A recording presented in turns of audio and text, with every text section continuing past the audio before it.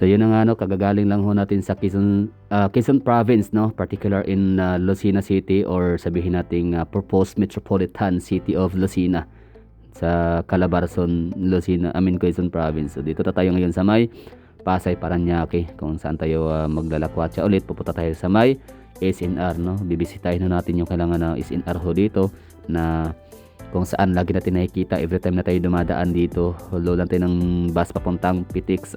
So itong lugar kasi na to ay pag i-search mo sa Google Maps ay maraming maraming mga SNR na makikita sa maps sa Google Maps. So this time parang gusto natin talaga siyang sadyain for the content na rin at yan kakain ng pizza. Tapos yan tingnan natin kung anong ganap dito sa loob ng SNR. Maraming makikita natin dito yung kaibahan or mako-compare kaya natin siya sa ibang mga SNR branches dito sa Pilipinas.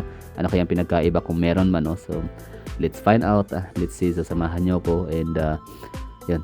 Kayo nang bahala enjoy. Kumbaga try lang natin explore no. So good luck sa atin. So sana ay makita natin yung mga hinahanap natin sa loob at yung ating mga gustong makita.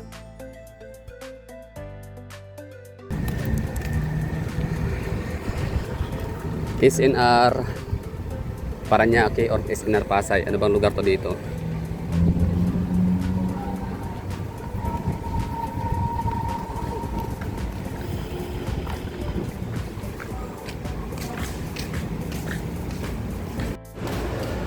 Welcome to SNR Baclaran Asiana. So dito sa lugar maraming dito no. Baclaran Pasay. Maraming dito no. Asan ba Baclaran, Taco, Pasay o Paranaque? Mabasa siya. Bali maraming SNR dito. Hindi nga lang yung ibabo botiga. Galing sino yung paninda. So anong impresyon ko dito? So I think isa to sa pinakamuluma no kasi kita mo naman yung sahig. Diba? Simentado lang. Like bodega na talaga sa literal na bodega. Pero siyempre para siyang mga paninda. And napag-alaman ko or therefore I conclude and confirmed na kung ano yung meron silang standard pagdating sa pricing, pagdating sa mga buy one take one and promos, parehas lang lahat So sa pagkain lang nagkaka-differ doon sa sa mga fruits and vegetable section. Siyempre may mga pagkain wala dito na meron sa Davao, meron sa ibang lugar.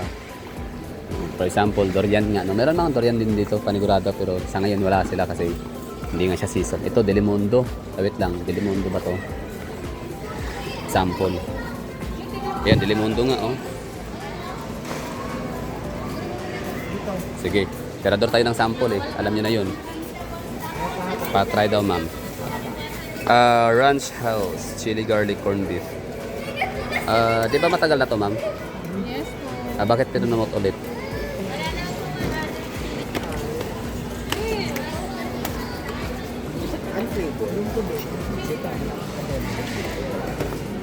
Dito tayo. Ano meron dito? Brownies.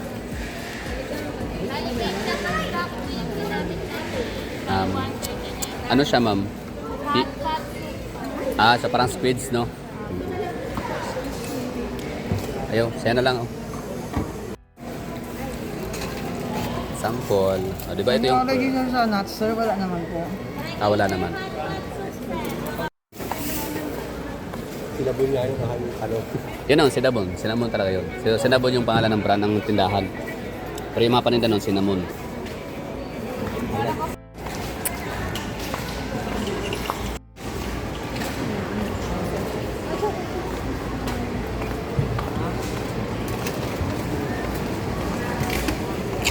Okay. There you go.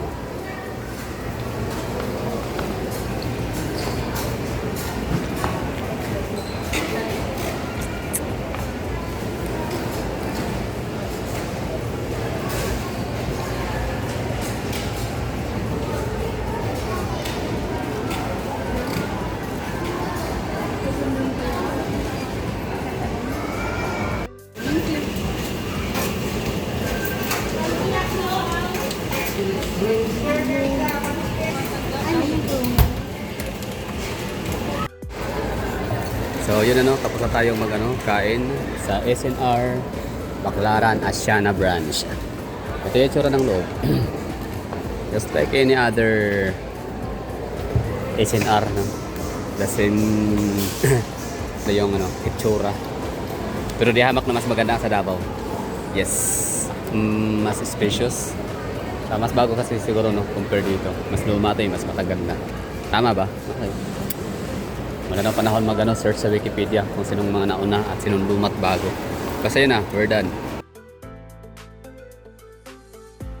Para matapos na yung natin, mga paghuhula-hula o yung ating mga kalituhan, no? Confusion and curiosity about SNR membership shopping dito sa Pilipinas, since ako naman ay naglalakwat siya, naglagagala, pinupuntahan na yata natin halos lahat ng mga SNR membership shopping branches dito sa Pilipinas. Kumain na tayo ng pizza at nakikikain ng mga free taste, di ba? So nakikiabil tayo ng mga free taste, free something sa lugar nila. So maganda na siguro na aalamin na natin yung history ho nito, kung sino na may-ari, saan nagsimula, anong taon itinayo, saan yung pinakaunang branches, saan na itayo. So yun, Wikipedia is our friend as always, no? So sabi dito, SNR membership shopping, originally SNR PriceSmart, is a membership-based warehouse club in the Philippines. It was established in 2001 as a franchise of the American chain PriceSmart. In 2006, it was acquired by Lucio Co and renamed SNR Membership Shopping. The chain is known for its wide range of imported goods and services, including groceries, home essentials, and food service. Key historical points. In 2001, SNR PriceSmart, a franchise of PriceSmart, opened its first branch in Bonifacio Global City. In 2005, PriceSmart sold its stake in the joint venture. In 2006, Lucio Co acquired SNR PriceSmart and renamed its SNR Membership Shopping.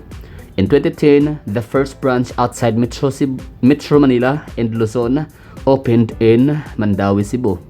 In 2012, Pure Gold acquired Cariela Management Corporation, which operated SNR, resulting in Pure Gold owning SNR. In 2014, SNR opened its first standalone membership-free SNR New York style pizza restaurant. So yun, no, ang pagkakaintindi ko dito is yun na nga, bali ang pinakaunang pangalan para nitong SNR membership shopping ay SNR PriceSmart, and American, di ba? American base or siya, franchise of American chain PriceSmart. So yun, yung kanyang concept talaga is hindi siya pang Pilipinas, no? So it's Americanized style. Like yun na nga, di ba, sabi niyo Costco. Tapos yun na nga, so 2006 na acquired siya ni Lucio Co, may-ari ng Pure Gold, no?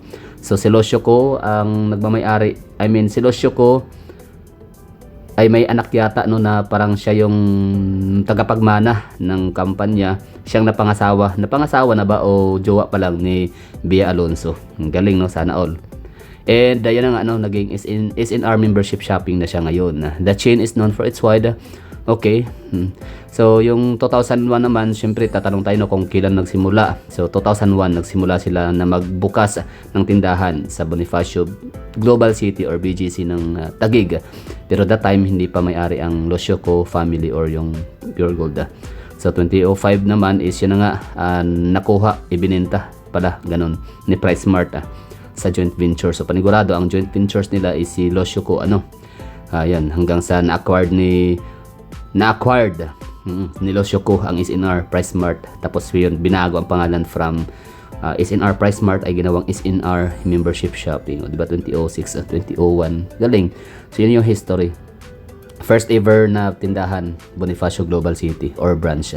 Tapos ang pinakauna naman na branch outside Metro Manila and Luzon is Mandawi, Cebu. Yun na, no? So thank you for watching.